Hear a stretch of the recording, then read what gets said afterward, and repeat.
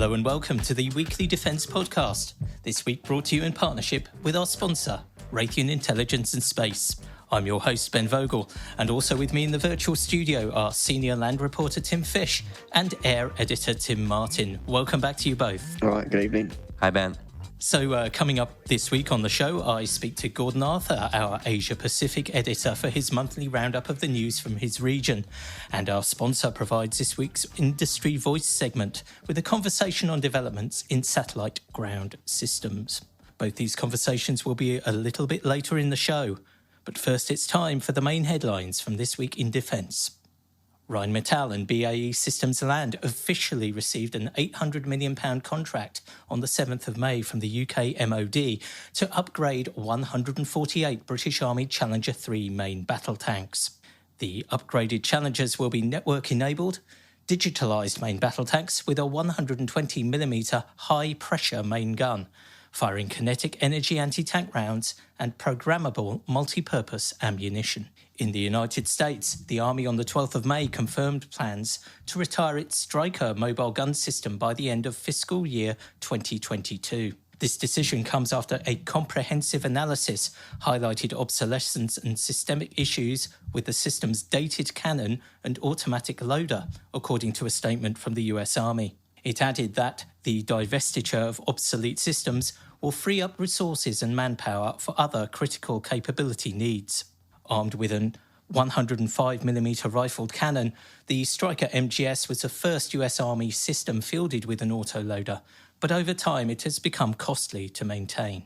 In European naval news, Elettronica is to equip Italian U-212 near-future submarines with an electronic warfare suite. A contract from Fincantieri covers the provision of 2 suites for the first batch of submarines and an optional 2 additional suites. The software-defined EW suite for the U-212 is designed to perform self-protection, surveillance and intelligence tasks with strong performance across the electromagnetic spectrum, from communication to radar bands. And finally, Red Square in Moscow hosted the annual Russian Victory Day parade on the 9th of May. 12,018 armed forces personnel, 191 military vehicles and 76 aircraft were involved. Although this year the Moscow event was notable for a lack of new equipment on display compared with previous years. There were still parade debutants, including the Buck M3 SAM system, the Typhon PVO armoured manpads vehicle, and the ISDM remote mine-laying system. However, in his story, our correspondent Leonid Nassisian reported that the more interesting equipment was arguably on show outside the capital. In Nizhny Novgorod, for instance, a 2S-43 Malva wheeled self-propelled howitzer was seen in an 8x8 wheeled configuration, as well as the 2S-40 Phlox and 2S-41 Drok self-propelled artillery pieces that are part of the next-gen Nabrasok family of systems. And this concludes the headlines, so let's now go to our domain editors, as always, to get an insight on other news. This week, I wanted to discuss with you both, Tim Martin and Tim Fish, from different perspectives, of course, the deployment of the UK Carrier Strike Group to the Indo-Pacific region. Now, as many listeners may know, HMS Queen Elizabeth set sail on the 1st of May for a 28-week deployment, and we all know about the importance of this mission for the UK and its relationship with allies in the Far East. But I just wanted to talk to you both about the actual capabilities of the group in general, and of HMS Queen Elizabeth, of course, in particular. So let me start with you, Tim Fish. How well equipped is the Carrier Strike Group, and what kind of capabilities does it actually feature? Yeah, it's a pretty powerful array of ships that are going on this journey as a part of the task force. Not only have you got Queen Elizabeth with its F-35Bs and Wildcat helicopters, Merlin helicopters, but you've got 2 Type 45 destroyers, you've got 2 Type 23 frigates, and you've got a Astute-class submarine moving ahead of it. It's supported by 2 Royal Fleet auxiliary ships, a tanker and a dry stores vessel. And then you've got 2 foreign ships, the Dutch frigate Evertson, and then the USS Arleigh Burke destroyer, the Sullivans. So between those ships, you've got, full array of long-range radars. Sullivan's got Aegis system. You've got SM-2 surface-to-air missiles, evolved Sea Sparrow missiles, Harpoon surface-to-surface missiles, torpedoes, Tomahawk, land attack missiles. And on the Type 45s, you've got the Aster as well, and the Type 23s have got anti-surface warfare towed array sonars and torpedoes. So between all of that, you've got pretty much everything going in terms of weapons and sensors that you can possibly get. The most modern ships, all steaming along together, providing quite an array of powerful offensive and defensive armaments there. So in terms of what it offers, it's about as strong as a European deployment as we've seen, and the questions are about what they're going to do on the journey and what they're going to test out, what they're going to prove. So it'll be interesting to see how the whole trip goes. And of course, I guess the main kind of reason for it is to fill its sort of political obligations as it goes through on this trip out there as well. Indeed. And of course, as you mentioned, Tim, there's an international dimension to this group. It's not just UK naval assets and UK aircraft. This is quite a significant test of the UK's ability to operate in concert with its allies as well, isn't it? Yeah, the ability for the UK to interoperate with allies is always been a key component of what it does. The Royal Navy is quite good at it.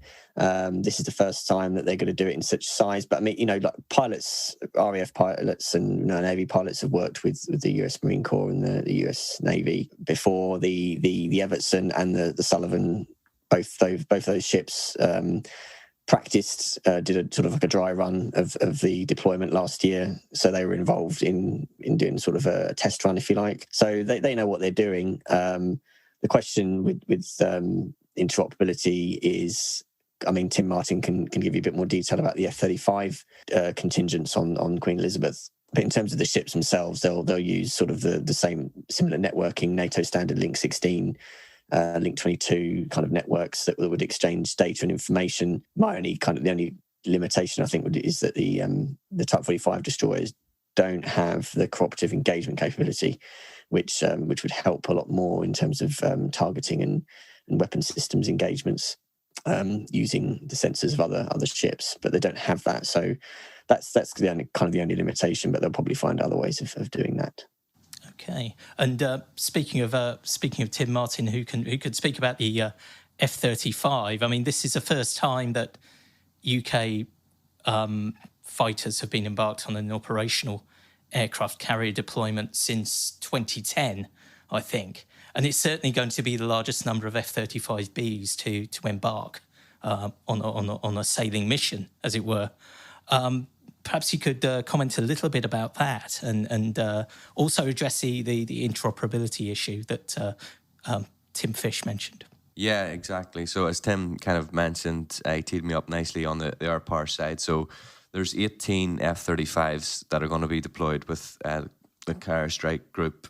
So 10 of those are from the US Marine Corps and then 8 from the UK. So 617 Squadron and the Dam Busters as well. And then on the rotary front, so there'll be 3 Merlin Mark IVs and 4 Wildcats. And 7 Merlin Mark IIs as well.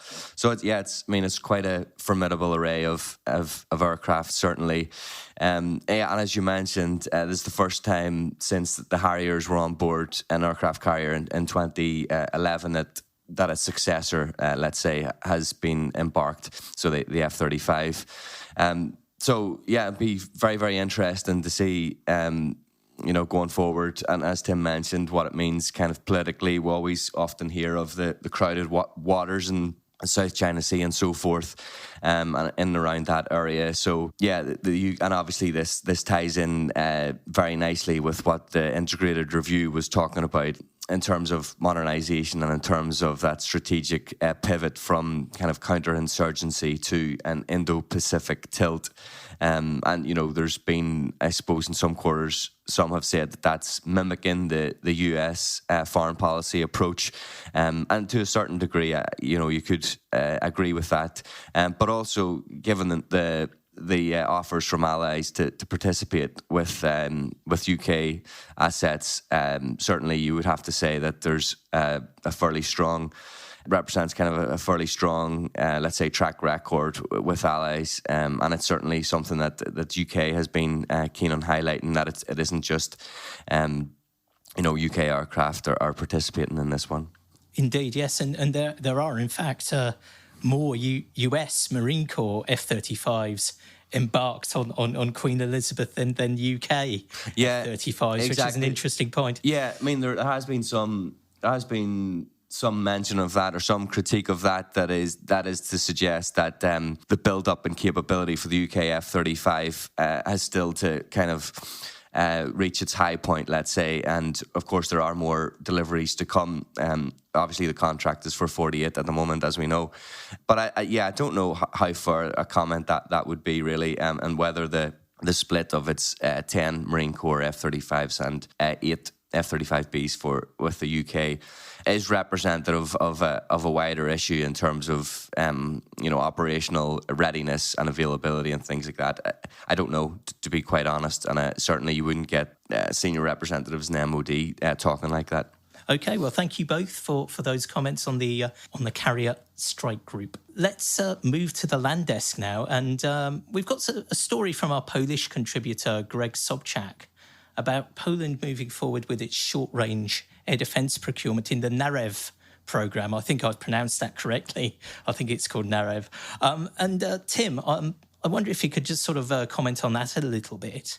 Can you just sort of remind listeners about the overall aim of Narew and what kind of capabilities it's bringing to the Polish military?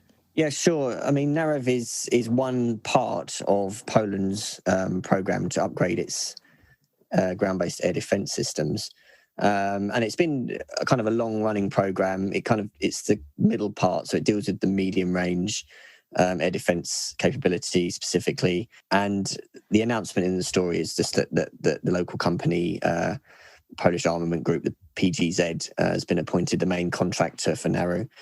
This is kind of not a surprise. This is a company that's always designated as the local manufacturer for the system, because all the systems that are selected that make up this particular system, radar and missiles, and that will all have to be manufactured in Poland by this company under license.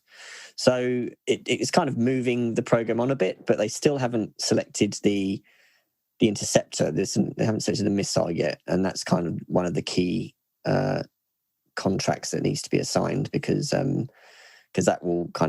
that's where all the foreign missile manufacturers are all lining up with their particular variants. So it's a step in the right direction, but they've still got a long way to go. It's important because it's quite a highly competitive program. They've got Aselsan, Deal, IAI, Kongsberg, MDNA, Rafale, Thales, Miads International. You've got all these companies lined up to kind of offer their interceptor missile, and it's worth overall about $5.3 billion US. They want 19 batteries, and these all designed to take down aircraft, sort of medium altitude aircraft, helicopters, unmanned aerial systems, cruise missiles, stuff like that. So it's an important part of the wider spread of air defence systems that they're getting. Yes, yeah. I was going to ask you, Tim. I mean, how does Narew fit into that kind of Polish air defence architecture, if I can call it that? Well, it's the central component really, because the medium altitude targets that it's designed to counter are the kind of the new modern threats, if you like. Swarm UAS, long range cruise missiles. They're the kind of main new threats that are coming out. They've already procured the Whistler system, which is their long range component, and they've bought the Patriot from Raytheon under a contract they signed in 2017, which is again pretty large sums of money. Talking about $4.75 billion US. But that one's kind of stalled a bit. They completed phase one, where they're buying 2 batteries of Patriot with the Patriot 3 missile, the MSE, with deliveries due to start in 2022 and initial operating capability to kind of come in around 2023. But it seems to have stalled. They were supposed to get 8 systems, so they're still considering progressing with the phase 2 of that to get another 6, which will kind of get them the full capability that they're looking for. But they're kind of umming and ahhing about it, because the PAC-3 MSE Patriot missile is quite costly, so now Raytheon's offered the Sky Scepter interceptor, which is a modification of Israeli Rafale company's Stunner interceptor, which they use in their David Sling air defense system. So, I mean, that's kind of moving forwards a little bit ahead, but it's still stalled a little bit, and that's designed to sort of combat more traditional long-range threats such as short-range ballistic missiles and aircraft, high-altitude aircraft, and long-range rockets and things. So that one's kind of a little bit ahead, but they're still kind of stalling on that one. Whereas the very short-range system, which is kind of almost line of sight system, that one's PGZ has already got a contract for that to provide its SPZR Manpad missiles. So they've already started deliveries of that a few years ago, and they're fitting those to a 4x4 vehicle. So in terms of the whole spread of capabilities, there some big sums of money involved. There's a lot of competition. They're pushing forwards with them, but it is progressing slowly. But PGZ, by providing the main kind of ground elements, if you like, of the Narev system, with the surveillance radar, passive and active elements, fire control, with tests to be completed later this year for some of those components, and then hopefully get more parts introduced in 2023. That's at least taking that part of that particular program forward, and hopefully they'll select a command and control system and a interceptor sooner rather than later.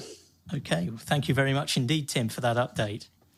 So let's move back to Tim Martin, and perhaps not good news from the UK MOD this week, reported by you in a story, because the UK government still appears to be undecided on requirements for its medium helicopter acquisition. So, maybe you could give us a little bit of background to this and perhaps some insight into what's causing the delay. Yeah, absolutely. So first and foremost, the replacement of the RAF Puma Fleet HC2, of which they have 23, had been expected for some time, but it was finally put in black and white in the Defence Command paper that was released in March. Alongside that, it was also mentioned that in fact a successor aircraft will be sought for Army Air Corps Bell 212, RAF Bell 412, and Airbus AS365 Dolphins used by the Special Forces. So, in effect, what's happening is that, the procurement itself is called the new medium helicopter acquisition. So, in effect, this is the UK trying to almost streamline their rotary fleets, from four, what they referred to as disparate fleets, into one. And so 3 weeks later, I was reaching out to the MOD just to confirm how things are shaping up in terms of procurement strategy and so forth. But actually they said that at the moment, because the programme is at such an early stage, they haven't made a decision on the procurement strategy. So you can take that to read as in they haven't decided on a specific fleet size, let's say. The basin locations and things of that nature are still to be determined. And of course, then you also have industry in limbo in terms of requirements, technical specification, operational requirements, and so forth. So we'll wait and see. The spokesperson that I was in touch with didn't divulge anything significant in terms of when a decision would be made. But I think probably what is significant in terms of the planning process and the moving out with the procurement strategy is that the DSAIS, the Defence and Security Industrial Strategy that arrived with the integrated review and the command paper, has tweaked fairly significantly the way in which the UK is going to do business and from procuring assets. And I think what is interesting on that front is that the big shift is from an approach previously where it's referred to as global competition by default. So that's no longer going to be the approach taken, and the shift really is that from moving from that way of thinking, decision makers will effectively be able to have a license basically, or be free to judge that were global competition at the prime level, and I'm quoting here from DSAIS, were global competition at the prime level may be ineffective or incompatible with UK national security priorities, then there wouldn't be any requirement for decision makers to be effectively roll out a competition to the likes of American manufacturers, UK manufacturers. They could pretty much keep it a closed competition. As favouring UK industry. Yeah, exactly. Now they would have to make the argument that it focuses on UK prosperity would be increased, etc. But I think it is a significant tweak. But in terms of who the industry hopefuls are, clearly Leonardo would be an obvious candidate, and they have made a big play of the AW149 since as early as 2019. Now, of course, going back that time, that was just for the RAF, for the Puma replacement itself. But you also have who also could be interested, Airbus helicopters potentially pitching the H175, which is a civil super medium class helicopter. Potentially then you would also have Bell with the 525 and Lockheed Martin with the Black Hawk. I wrote in the story, but I think it is very interesting that on 3 different occasions the UK rejected offers from Sikorsky on the Black Hawk, and this was in around 2009. So it was the Observer who reported that the decision was taken to upgrade the Puma fleet rather than buy Black Hawks. And then subsequently, obviously, the UK decided to go with a £300 million upgrade for the Puma fleet. So whether 11 years, 12 years down the line, that's changed, and Black Hawk will be on offer, and the UK will kind of have another chance to buy it. Remains to be seen. But I did speak to a spokesperson from Lockheed Martin who said that, dependent on requirements, the company could pitch the latest generation Black Hawk. So that's kind of an overview of the runners and riders, let's say, from an industry perspective. Okay, so it's early days in this particular programme, but plenty of details to be filled in. And the story went online yesterday for any listeners and visitors to our website. Yeah, check it out. Should probably just finally mention that the UK will obviously have to make a decision or push forward with the requirements fairly soon, because they want to have the Puma replaced or retired in 2025. So, just read into that the amount of time it takes for a tender process to happen and then for the aircraft to be delivered in 2025. So you would expect news soon enough, Okay, thank you very much again, Tim. And thank you also to Tim Fish. For our listeners, if you want to find out a bit more about Shephard's defence news coverage, previous episodes of the podcast, video content and more, please visit our website, shepherdmedia.com/news. Coming up after the break is my conversation with Asia Pacific editor Gordon Arthur. Stay with us.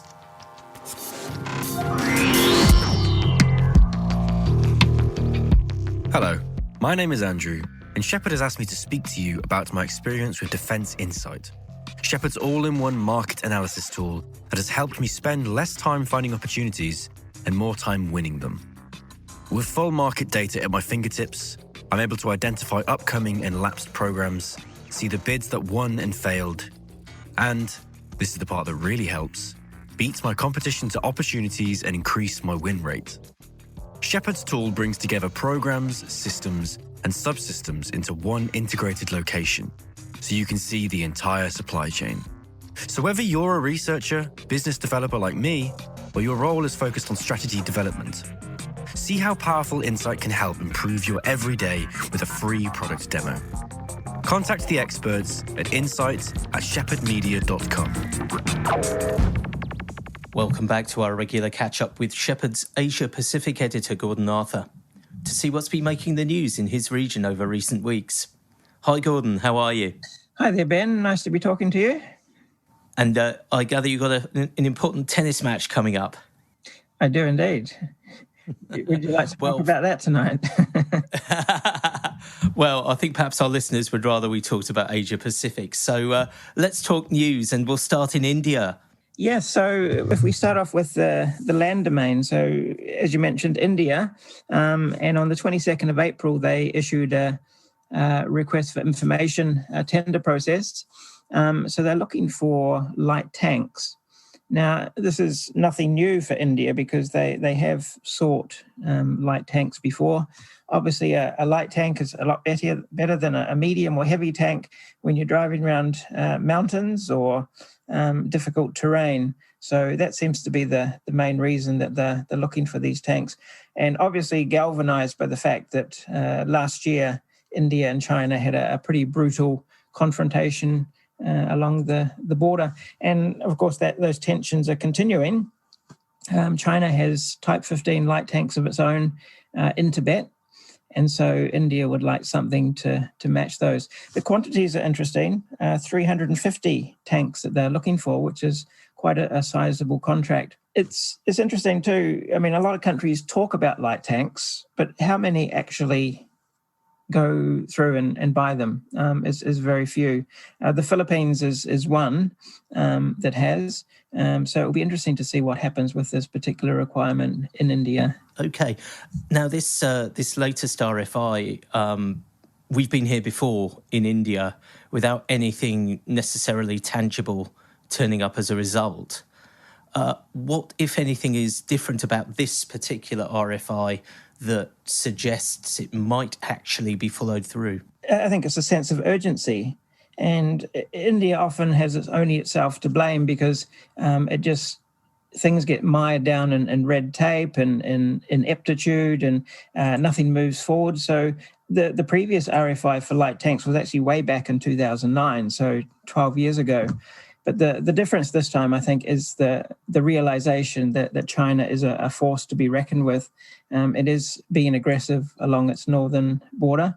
So it is time to do something about that. If we can have a quick discussion about some of the possibilities. So Russia is obviously a stalwart supplier of equipment to India. So perhaps the Russians will be offering something there. They have a couple of designs that could be potentially suitable, but perhaps a little bit too light for what the Indians are looking for, because they're looking for a vehicle in the 25-ton payload or 25-ton gross weight category. So there's actually not that many tanks that would fit that restriction.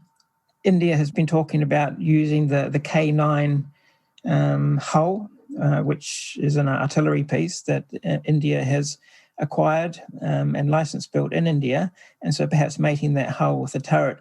But I think the problem would be that vehicle would turn out to be way too heavy, at least in the 40-ton category. So personally, I think the one that probably has the greatest chance of success is Hanwha Defence's K21 105, which is based on the K-21 infantry fighting vehicle as used by the South Korean military, but fitted with a John Cockerell defense turret mounting a 105 millimeter high-pressure gun.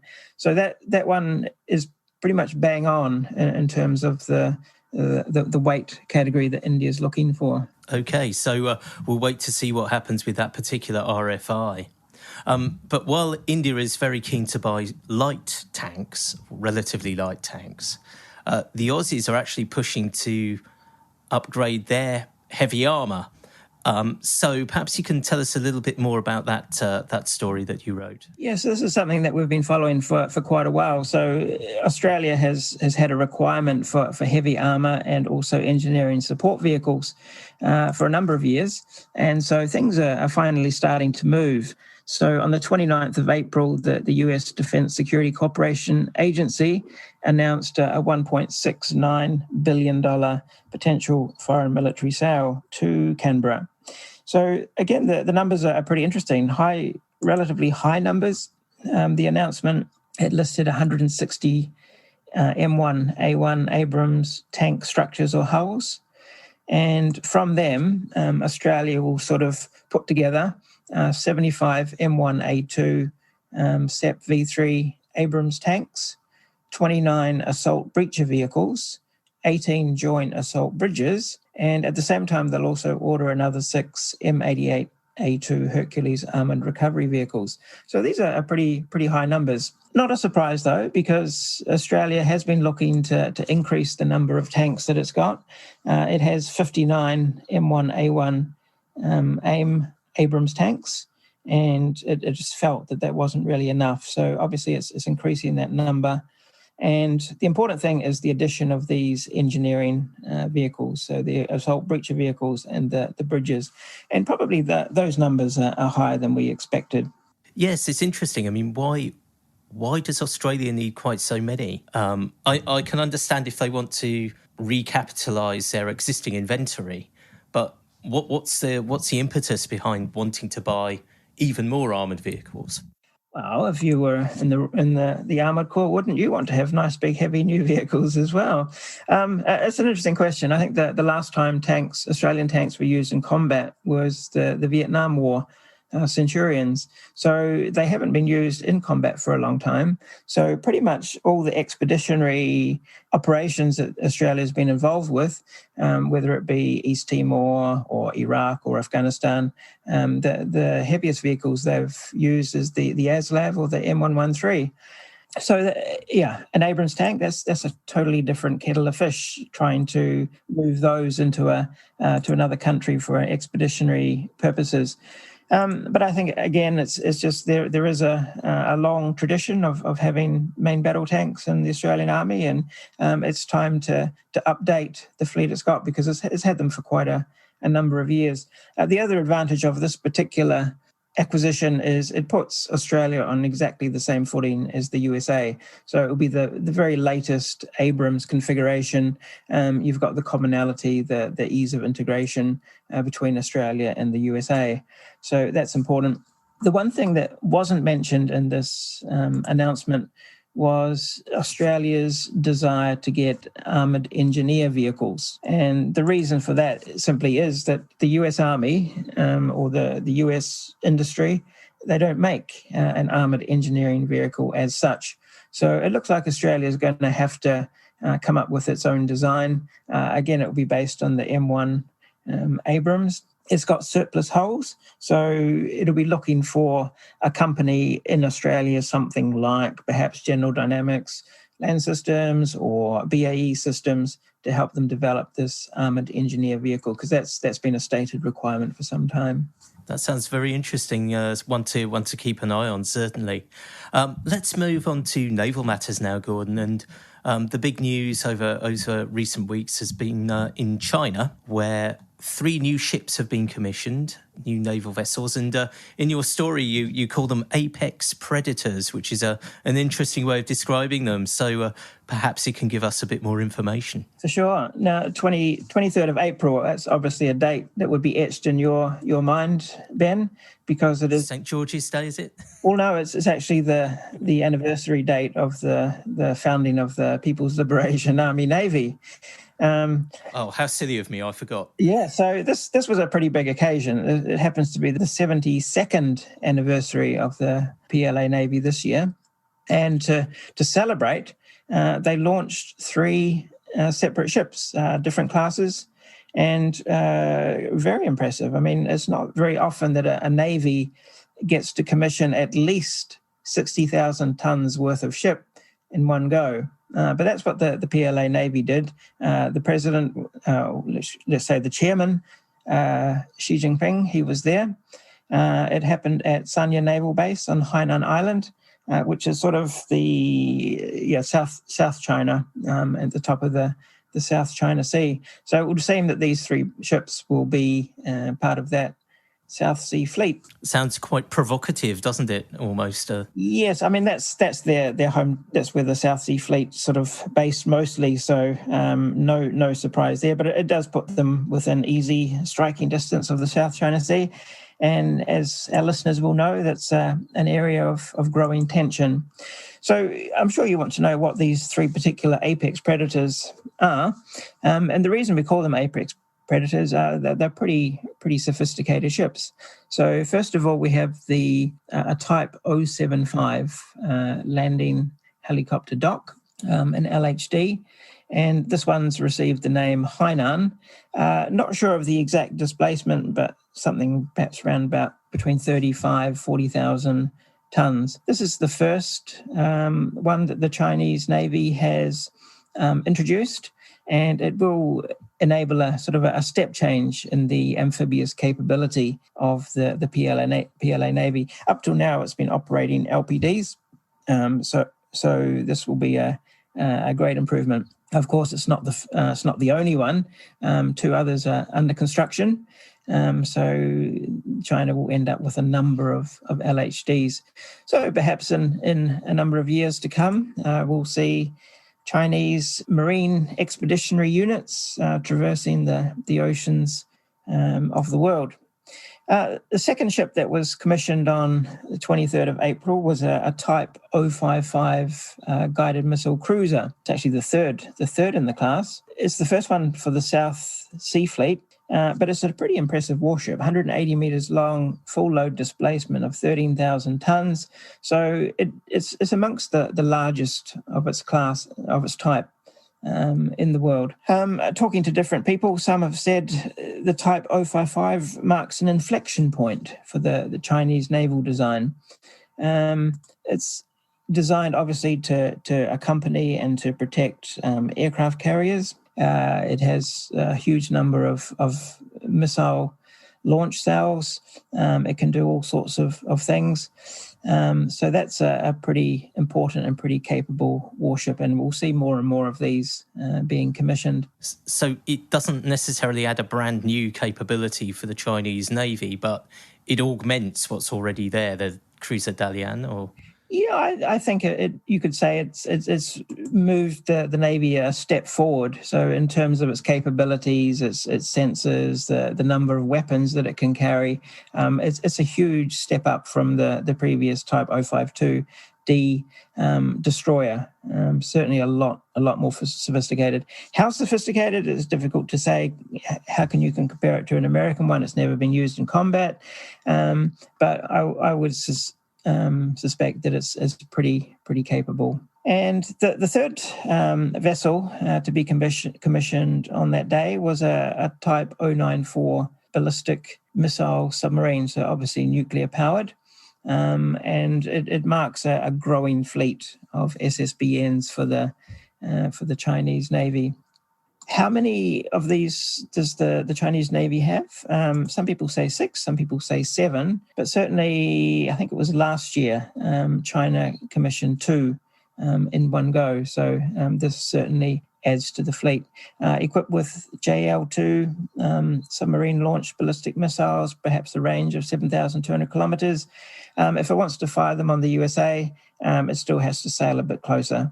So there'll be a follow-on class of SSBNs yet to come, the Type 096. But in the meantime, China seems to be progressively improving the capabilities of this particular type of submarine. So, and speaking of submarines, I gather that the Chinese Navy is helping in the investigation after the unfortunate and tragic Indonesian submarine disaster recently. Yes, I'm glad you mentioned that, Ben, because as we know, 21st of April, Indonesian Navy submarine went missing. There was a sudden jumping into action by various neighbours and navies, so Singapore, Malaysia, India, etc., all offered assistance. And unfortunately, the submarine was found more than 800 metres deep on the seafloor, with the loss of 53 submariners' lives. But interestingly, Indonesia seems intent to recover and to salvage that particular submarine, perhaps to find out what actually went wrong. And it's the Chinese who have stepped forward and offered to salvage this wreckage from the seafloor free of charge. So just last week, several Chinese Navy ships arrived in Indonesian waters to begin that recovery or that salvage effort, which I find quite interesting, Ben, because just over a year ago, the Chinese had sailed a fishing fleet accompanied by maritime enforcement vessels into Indonesian waters near the Natuna Islands. And Indonesia launched a fleet of naval vessels to push them back and send them on their way. Also, China has been using wave gliders to sort of map and to survey waters and straits around Indonesia. But at this point in time, they're making use of China. So perhaps it's like inviting the fox into the hen house. Very interesting analogy there.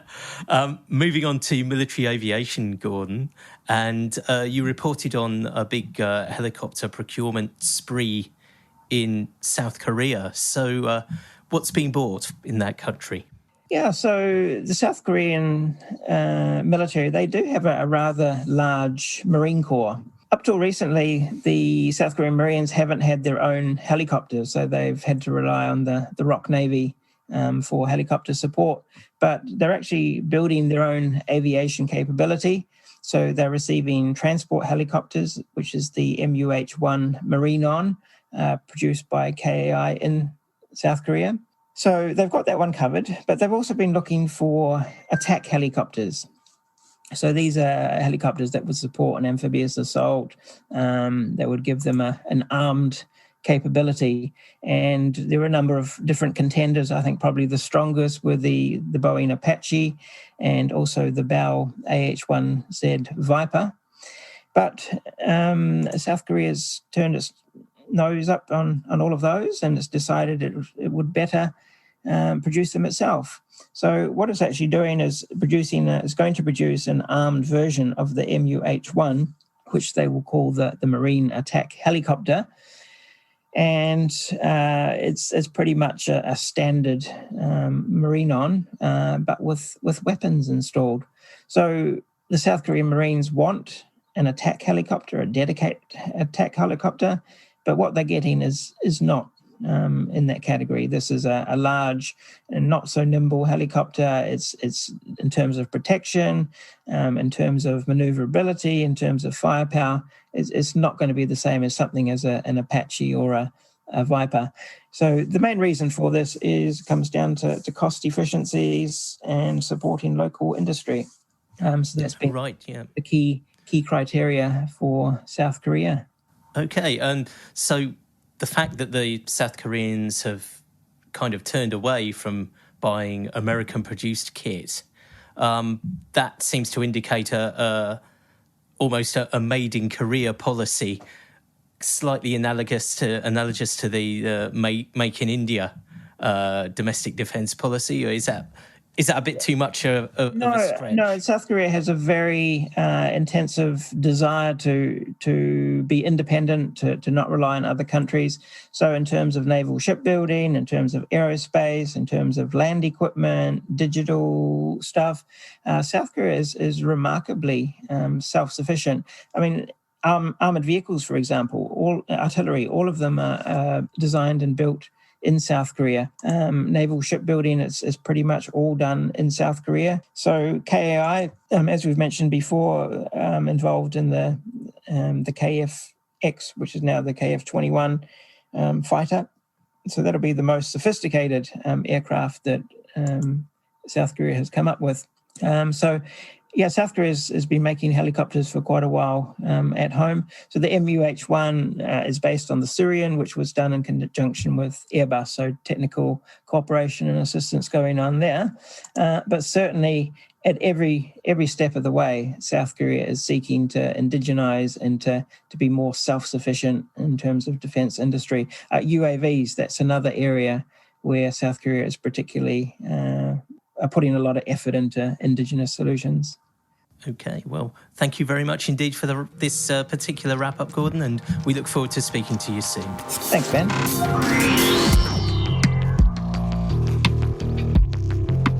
For 40 years, Shephard has been leading the way in the defense space, and now we're on a mission to revolutionize the industry through connecting decision makers with the best business information and marketing solutions out there. With over 80% of global defense spend, Defense Insight is the leading market analysis tool for anybody in the industry, whilst advertisers can leverage our 1.9 million audience to promote their message with meaning.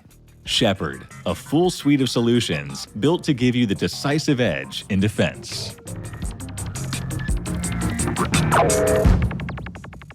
So welcome to this week's Industry Voice segment. This week we're sponsored by Raytheon Intelligence and Space. I'm sitting down with Christy Cox, who's a program director for Satellite Ground Systems, and Karen Casey, who's a chief engineer for Satellite Ground Systems. Thanks for your time and welcome to the podcast. Thank you. Thank you. So, yeah, we are here to talk about satellite ground systems. I guess this is all about how the military can take, the data that they collect, share that data, and enable faster decision-making. So, what does that mean in terms of what you do, the sort of conversations you're having with your customer, and how is, in terms of modern context, how's the satellite information enabling that faster decision-making?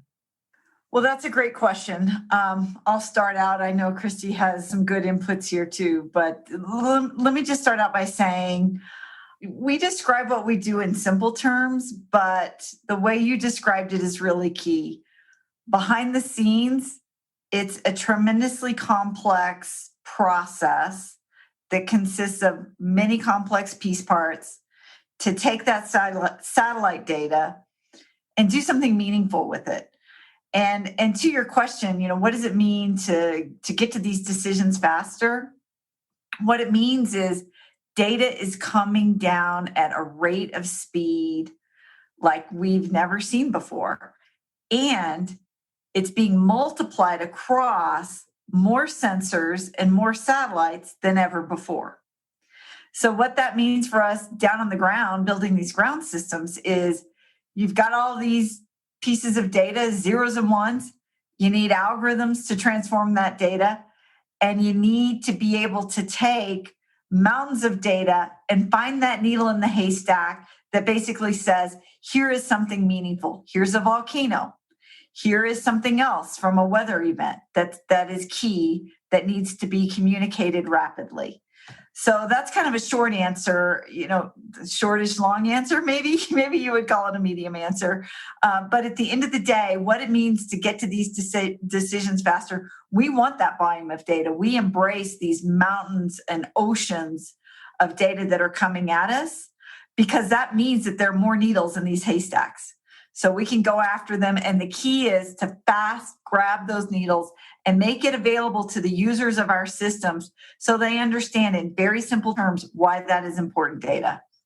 I think that's a great point, Karen. There's the volume of data, which is driving a need for a lot of automation and a lot of AI ML capabilities behind that, so that you can actually submit meaningful information to the user itself.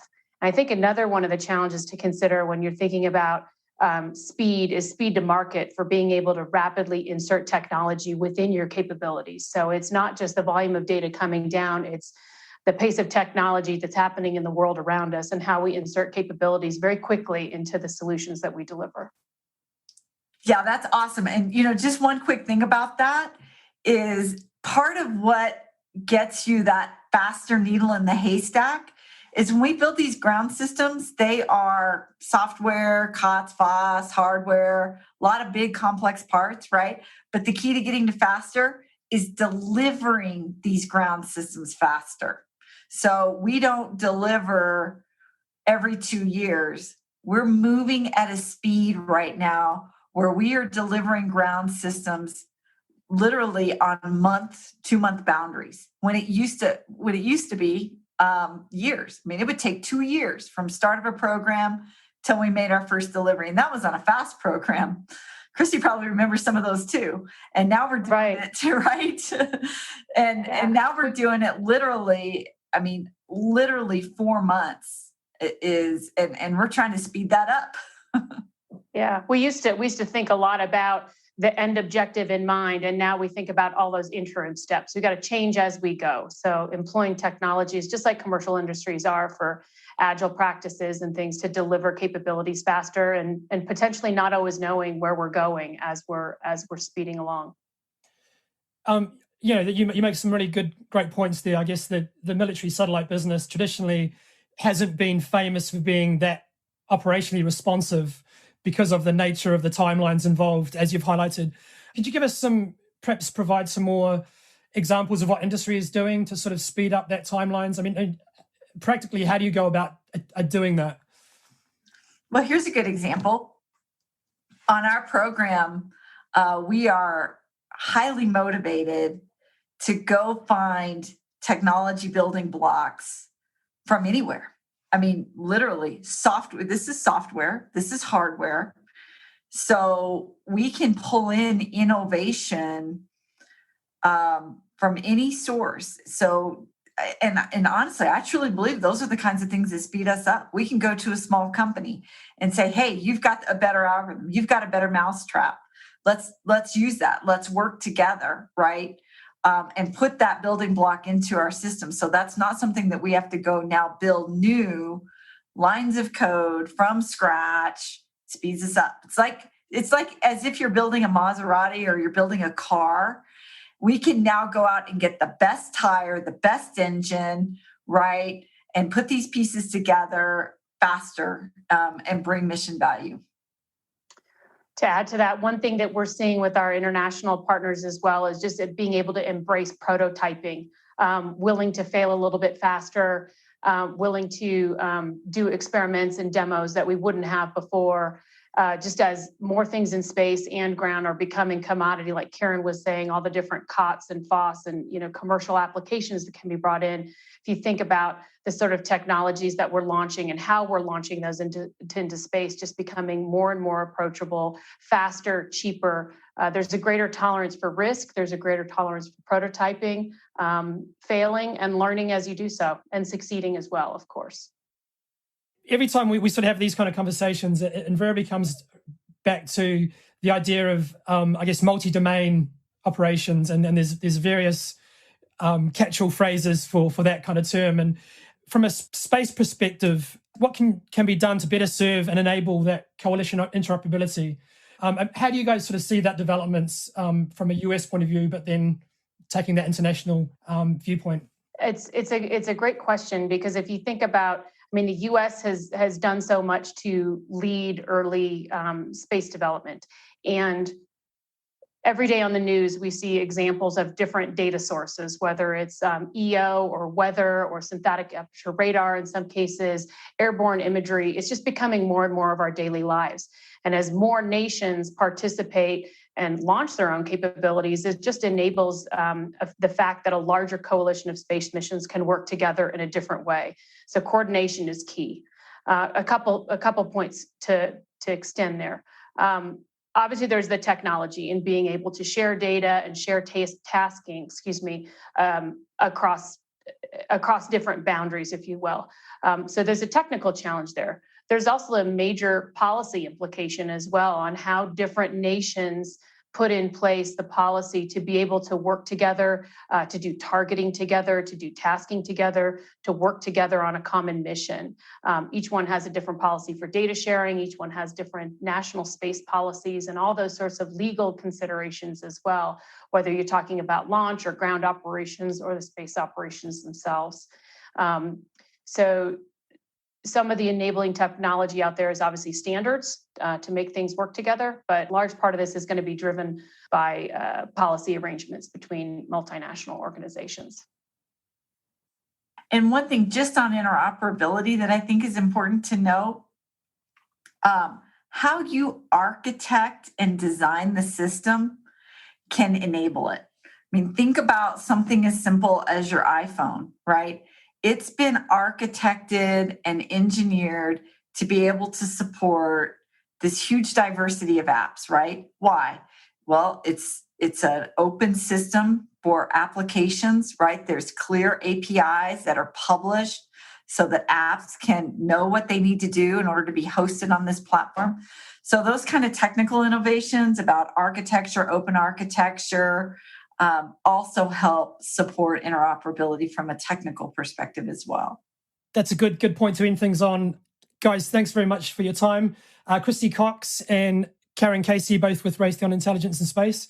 Appreciate the chat. Thanks, Tony. Thank you. This episode of the Weekly Defence Podcast was brought to you in partnership with our sponsor, Raytheon Intelligence and Space. A big thank you to everybody who took the time to be with us today. And for our listeners, if you enjoyed the show, make sure you like and subscribe or leave a review on iTunes, Spotify, Google Play, or wherever you get your podcasts.